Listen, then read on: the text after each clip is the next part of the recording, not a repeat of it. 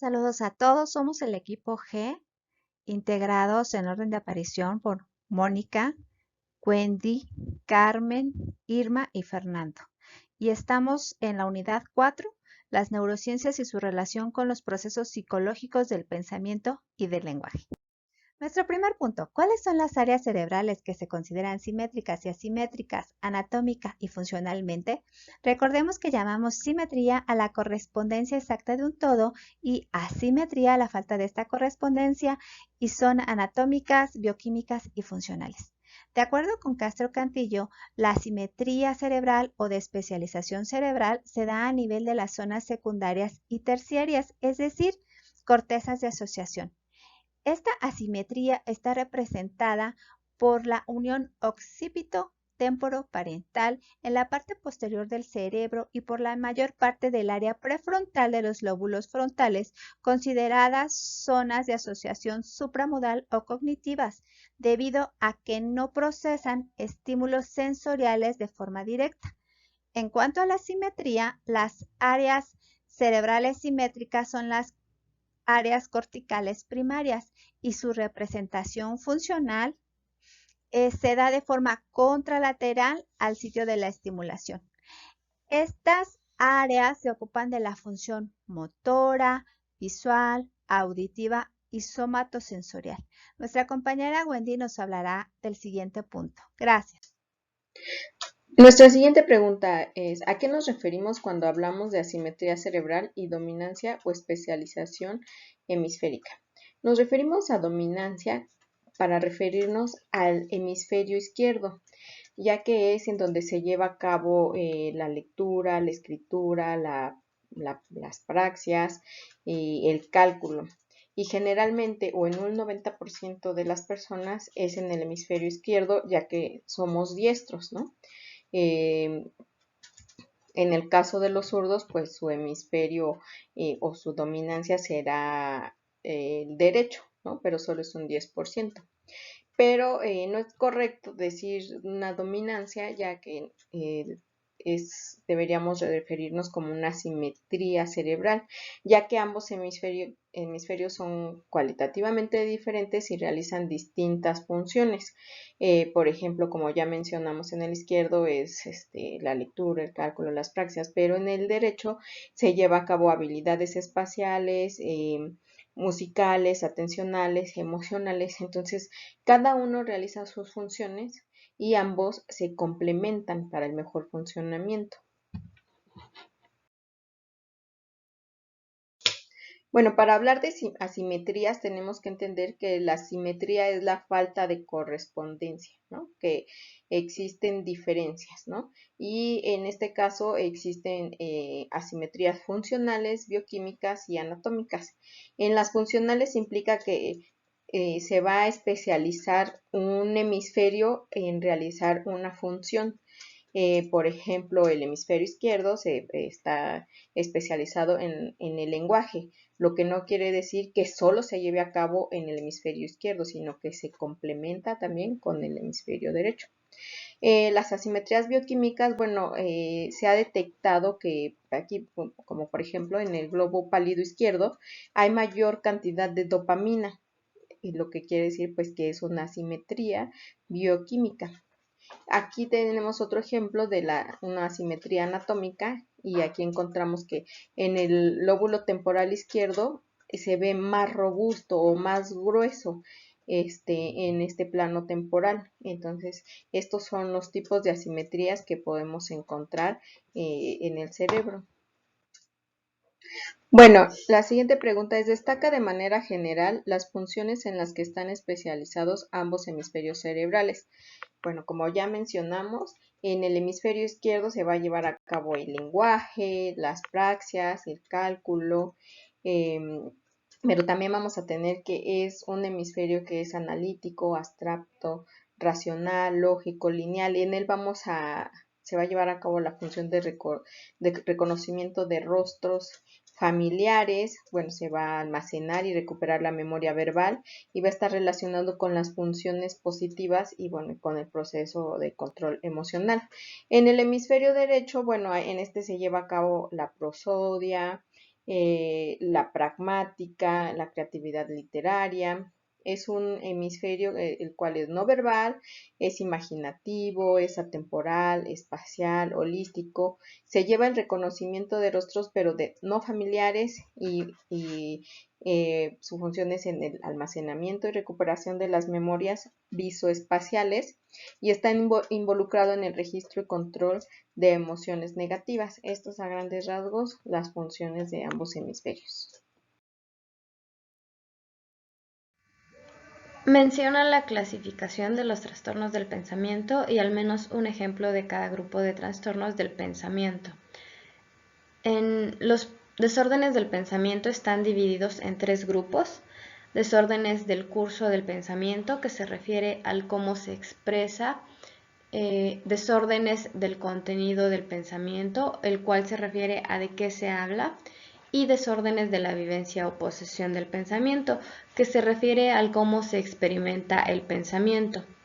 En este caso, los trastornos del curso del pensamiento se subdividen en trastornos de la velocidad, donde se registra la cantidad y velocidad de los pensamientos, y en trastornos de la forma propiamente dicha, donde se evalúa la direccionalidad y la continuidad del pensamiento. La incoherencia es un ejemplo de ello. Esta es una alteración en la construcción de frases que provoca que el lenguaje no se comprenda, es decir, que no haya una coherencia lógica o conexión entre las frases. Igualmente, pues la incoherencia se estaría presentando en casos de esquizofrenia, y también pues ya después de esto estarían los trastornos del contenido, en donde el contenido se refiere o se puede definir como aquello que la persona verdaderamente piensa sobre algo. Las ideas obsesivas son un ejemplo de ellos, y esto consiste en pensamientos, imágenes o impulsos que son repetitivos, que son no deseados e irracionales, y que el paciente puede o no reconocer como absurdos e irracionales, y pues esto le genera ansiedad. Las ideas obsesivas se pueden presentar o se pueden observar en pacientes con trastorno obsesivo compulsivo. Y ya por último, trastornos de la vivencia del pensamiento, que son experiencias de difícil exploración y objetivación. En ellos el mundo interno del paciente se escapa de su control. La lectura del pensamiento es un ejemplo, y en este caso el paciente piensa que las demás personas conocen sus pensamientos, que pueden leer su mente, y este fenómeno puede ser característico en personas que sufren de esquizofrenia. Hola, ¿qué tal? Yo soy Irma y les voy a mencionar la clasificación de los trastornos del lenguaje y al menos un ejemplo de cada grupo. El lenguaje se divide en ausencia de lenguaje o mutismo, que es la ausencia del lenguaje sin que estén afectadas las capacidades instrumentales, es decir, la persona puede escuchar, comprender y articular. Y esta ausencia se puede presentar en los primeros años de vida en casos de ansiedad, autismo.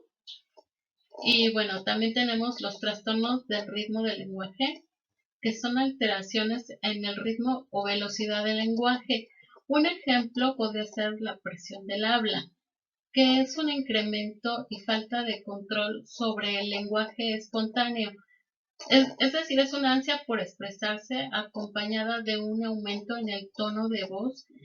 Tiene ideas incompletas, fuga de ideas, y esto se puede deber a trastornos del pensamiento o también a la esquizofrenia o algunas alteraciones neurológicas. También tenemos los trastornos iterativos del lenguaje o estereotipias verbales, que son alteraciones en la repetición de sílabas, palabras o frases. Un ejemplo es la colalia, que es una repetición persistente de una palabra o de una frase a un modo de eco que la persona ha escuchado de su interlocutor, o puede ser cuando escucha la televisión o el radio, repite, repite hasta en 2 o en 3 ocasiones esas palabras. También tenemos el trastorno de la significación del lenguaje, que son alteraciones presentes que están en la dimensión expresiva y en la dimensión comprensiva. Por ejemplo, para los silogismos, que es la confusión en los significados. También tenemos alteraciones de origen preferentemente neurológico que aparecen en las estructuras del sistema nervioso central. Son adquiridas o del desarrollo. Ejemplo, la afasia motora o de Broca, que es la incapacidad para emitir palabras. El paciente puede comprender, pero es incapaz de hablar. Muchas gracias. Indica cuáles son los posibles trastornos del pensamiento y o del lenguaje que el personaje principal de la película elegida presenta. Cuando menciones un trastorno, añadir al menos un ejemplo de su evidencia. Bueno, como equipo decidimos ver la película de Joker, Guasón. No identificamos trastornos del lenguaje. Dentro de los trastornos de pensamiento, identificamos trastornos de contenido, que nos menciona Pifarré, que es el contenido es de la forma en la que une sus pensamientos, y también encontramos ideas delirantes secundarias. Pifarré nos menciona que las ideas delirantes primarias no tienen una causa aparente, las ideas delirantes secundarias tienen causas. Aquí en la película es importante recordar que el personaje Arthur asiste con una psiquiatra que le está dando medicamentos. De hecho, menciona que toma 7 medicamentos, que es una dosis muy elevada, y él estaba pidiendo más medicamentos. Posteriormente, en la misma película, se menciona que le van a quitar la dosis de medicamentos por cuestiones de su trabajo, que lo despiden, entonces se queda sin su dosis de medicamentos, y es cuando vienen sus manifestaciones de ideas delirantes más grandes. Bueno, dentro de sus trastornos de contenido tenemos las ideas sobrevaloradas. Arthur sueña con ser comediante y realmente no le va muy bien, no es gracioso, sus chistes no causan gracia, de hecho se presenta en un lugar donde hace stand-up y pues no le va muy bien. En la clase la maestra Gaby nos mencionaba que de la prosodia, Wendy nos lo hizo recordar en la plática que tuvimos sobre este tema, y sí se manifiesta la prosodia de una manera en que él entiende el significado de las palabras, pero no sabe interpretar lo que es el humor, la ironía. Entonces, esas son las ideas sobrevaloradas. También tenemos el delirio erotomaniático o de Clerambault. Este delirio pues lo manifiesta cuando sueña que su vecina pues tiene una relación con él, una relación amorosa, cuando él tiene gran admiración por el conductor de televisión y sueña que hasta le dice que quisiera que fuera su hijo, y pues realmente no pasa nada de esto. También tiene un delirio megalomaníaco o de grandeza, cuando se da cuenta la situación que provoca después de los crímenes que hace, cuando en televisión en vivo asesina al conductor. Cuando escapa de la patrulla, él termina bailando, entonces, pues sí, está en un trance maniático. Por último, aquí presentamos nuestras referencias. Muchas gracias por su atención.